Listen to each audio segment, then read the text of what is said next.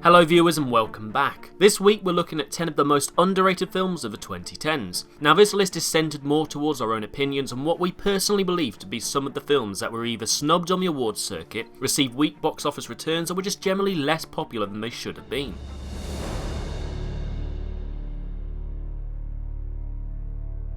Number 10, The Way Back. Who is this in all his awkward stage glory? This is my son, Duncan. Everybody lends a hand. Oh my God, I was going to name my youngest Duncan, but my ex-husband thought it was too nerdy, so we went with Peter, which personally I think is worse, but it suits my son, so. The Way Back is arguably the best coming-of-age film of the decade that you probably never saw. The story follows a teenage boy who is stuck spending the summer with his neglectful mother and her borderline abusive boyfriend as he finds his escape and a job at the nearby water park. It's a heartfelt and bittersweet look at family drama, teenage emotions, and the weird magic of summertime with a comedic sensibility that's neither too pretentious nor too broad, with some fantastic performances across the spectrum. Return to your lady friend. Duncan, please return to your lady friend. Please let her know that this conversation was entirely about her. In other news, this is very awkward for you. Number 9, The Place Beyond the Pines.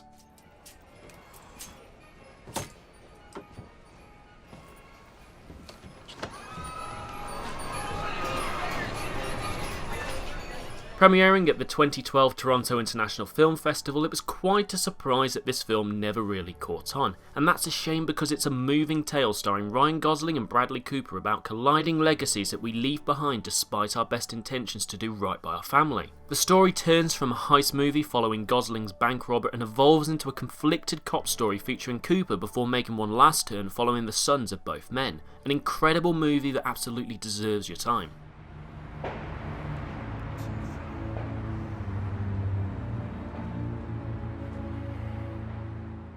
Number 8, First Man.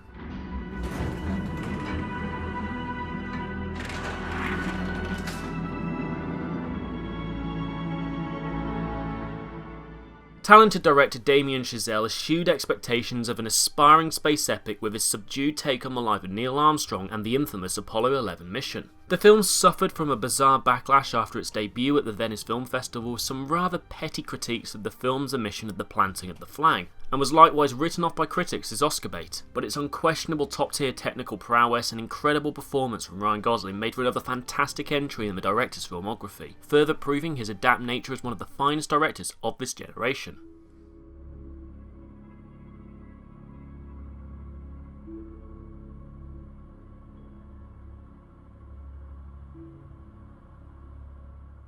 Number 7, The Town.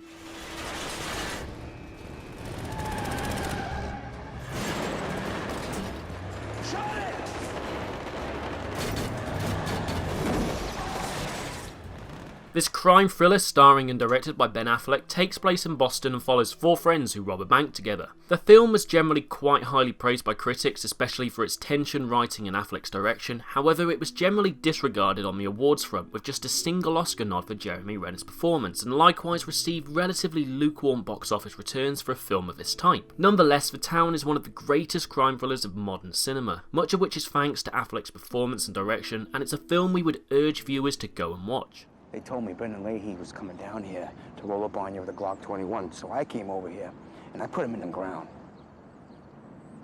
They're 9 years for it. Number 6, Sing Street. You know I'm gonna kill you one of these days. No, you're not. Because you don't even exist. What? Maybe you're living in my world, I'm not living in yours.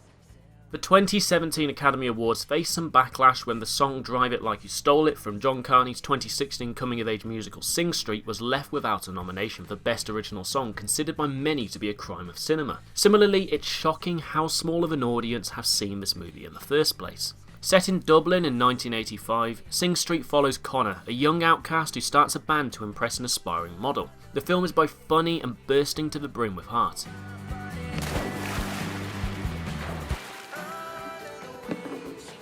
What the hell, Rufina?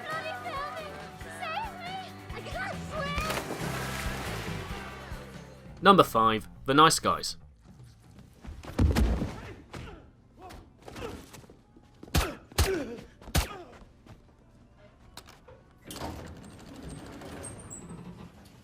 Shane Black is one of those directors that always manages to get his movies to sizzle. Now add in two performances with the dynamite oddball chemistry, those of Ryan Gosling and Russell Crowe, and you get the thrill ride that is The Nice Guys. This hilarious crime comedy hybrid sees Gosling as a down and out private detective and Crowe as an enforcer for hire, hot on the case of a missing teenage girl. Plain and simple, it's easy to say that The Nice Guys is one of the very best comedies of the decade. You have a spiral fracture of the left radius. No!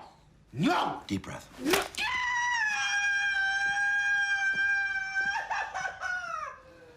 You mind if I have an apple? Number 4, Hunt for the Wilder People. What you want to do? You hungry? That's a silly question, isn't it? Look at you. Hunt for the Wilder People was an admirable stepping stone for the New Zealand director Taika Waititi. Despite collective critical approval across the field, the public audience somehow slept on this one, yet this largely undiscovered flick in the Kiwi's career is a pleasing viewing. It's a survivalist comedy brimming with hilarity, tenderness and some sumptuous panoramic vistas to boot. Hunt for the Wilder People's young star Julian Dennison is delightfully confident, and Sam Neill's grisly, gruff performance is his best this century. The effervescent charm of this film ensures its place as an incredible adventure comedy drama ably blending silliness and real emotions. Hector Faulkner, 65, and Richard Baker, 13, have been missing now for 6 weeks. Faulkner is Caucasian. Well, they got that wrong because you're obviously white. Number 3, Nightcrawler. Of some of my many other stories. I'm not done. I also want to stop our discussion over prices. This will save time. So when I say that a particular number is my lowest price, that's my lowest price. And you can be assured that I arrived at whatever that number is very carefully. Nightcrawler is a stylish thriller that raises profound questions about American society and the nature of troubled individuals who feel outed by that society. In Jake Gyllenhaal's most captivating performance, the actor portrays a man who makes a successful living filming violent videos. In a similar manner to Sing Street, the Academy Awards faced backlash when Gyllenhaal was left snubbed for his role in Nightcrawler, with just a single nomination for Dan Gilroy's screenplay. I think it may just be possible that I have a higher opinion of you than you have of yourself. God damn it! Number 2, The Tree of Life. Be quiet. What did you say?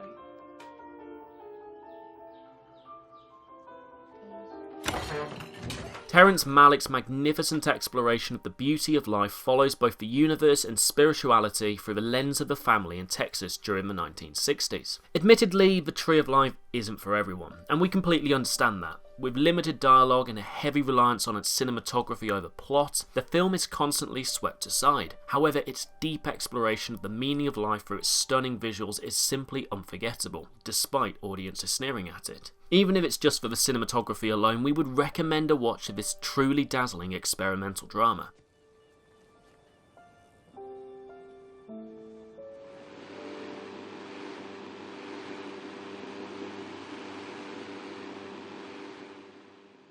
Before we reveal our number 1 film, here are some honourable mentions that just missed the list. On Sunday,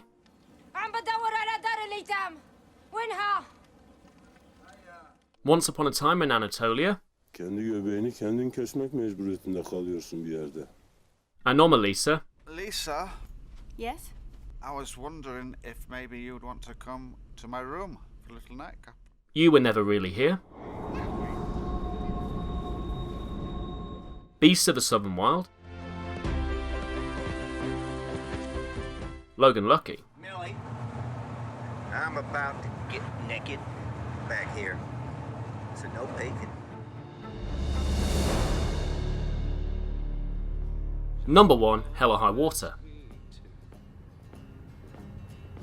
Let the world call me a fool. Things are right between me and you. Wait a minute though, didn't this film receive 4 Oscar nominations including Best Picture? And yes, that is true, but whilst critics loved this movie, it failed to really make an impact on the general audience, turning in meagre box office returns. And to this day, we recommend this film to people with responses to confusion, many not even having heard of it, which truly is a shame, because David Mackenzie's neo-western thriller is easily one of the finest films of the past 10 years, both entertaining and thought-provoking. Paying homage to movies like High Noon, Hell or High Water respects its influential predecessors whilst also showcasing its own originality and quality.